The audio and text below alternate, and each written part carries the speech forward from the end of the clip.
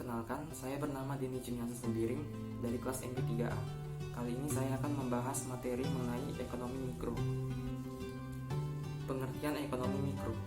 Ekonomi mikro adalah cabang dari ilmu ekonomi yang mempelajari perilaku konsumen dan perusahaan serta penentuan harga-harga pasar dan kuantitas faktor input barang dan jasa yang diperjualbelikan. Ekonomi mikro ini menganalisis bagaimana berbagai keputusan dan perilaku yang mempengaruhi penawaran dan permintaan atas barang dan jasa yang akan menentukan harga, menentukan penawaran dan permintaan barang dan jasa yang selanjutnya. Di dalam ekonomi mikro terdapat ruang lingkup konsumen dan produsen. Dalam dunia ekonomi, produsen dan konsumen yang dimaksud adalah individu-individu pada rumah tangga, masyarakat, organisasi ataupun perusahaan. Mikroekonomi mengkaji perilaku penjual dan pembeli, termasuk interaksi keduanya dalam pasar faktor produksi. Manfaat ekonomi mikro bagi masyarakat. Yang pertama, merumuskan kebijakan ekonomi. Arus perekonomian setiap tahun selalu tidak stabil. Dengan adanya teori ini, dapat membantu menganalisis kebijakan pemerintah dalam mempengaruhi perekonomian negara. Lalu yang kedua, ada sebagai dasar untuk membuat ramalan. Ekonomi mikro juga dapat membantu dalam membuat ramalan, baik ramalan bersyarat maupun ramalan kondisional. Dengan begitu, aktivitas ekonomi dapat terprediksi, tetapi tetap melihat bagaimana kondisi realitasnya. Dan yang ketiga, mempelajari bagaimana arus perputaran barang dan jasa.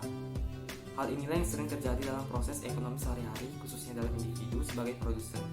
Teori ini dapat membantu bagaimana siklus yang tepat untuk mendistribusikan barang dan jasa dari produsen ke konsumen. Lalu yang keempat, ada mempelajari produsen dalam penentuan tingkat produksi. Hal ini juga menjadi faktor utama untuk mendapat keuntungan. Melalui ekonomi mikro, seorang produsen dapat mengatur dana agar mendapat keuntungan semaksimal mungkin. Lalu yang terakhir ada mempelajari bagaimana rumah tangga atau konsumen dalam mengalokasikan dana. Dalam kehidupan sehari-hari tentu proses ekonomi terus berjalan, dan terkadang masih banyak konsumen yang tidak tahu bagaimana mengalokasikan dana mereka, sehingga tidak mendapat kepuasan secara maksimal. Nah, dalam ekonomi mikro ini dapat membantu konsumen dalam mengalokasikan dana sehari-harinya. Dengan begitu, selain konsumen bisa mengatur keuangan mereka untuk mendapatkan keuntungan, konsumen juga bisa mendapatkan kepuasan secara maksimal. Contoh ekonomi mikro di Indonesia. Yang pertama, permintaan. Permintaan merupakan jumlah barang dan jasa yang diminta dan mampu dibeli oleh konsumen dalam tingkat harga dan pada waktu tertentu.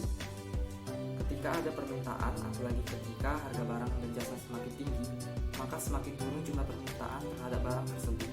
Dan sebaliknya, ketika harga barang semakin rendah, maka semakin tinggi permintaan konsumen terhadap barang tersebut.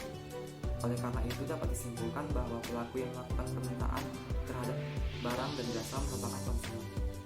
Yang kedua ada penawaran.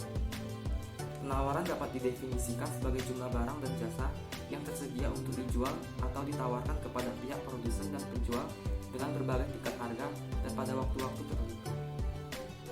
Nah, dalam penawaran, pelaku yang melakukan penawaran adalah produsen. Dalam teori penawaran yang berlaku adalah semakin tinggi harga, maka semakin naik pula jumlah barang dan jasa yang ditawarkan. Sebaliknya, semakin rendah suatu harga, semakin turun pula jumlah barang dan jasa yang ditawarkan. Sekian materi yang bisa saya sampaikan. Apabila terdapat kesalahan, saya mohon maaf. Sekian dan terima kasih.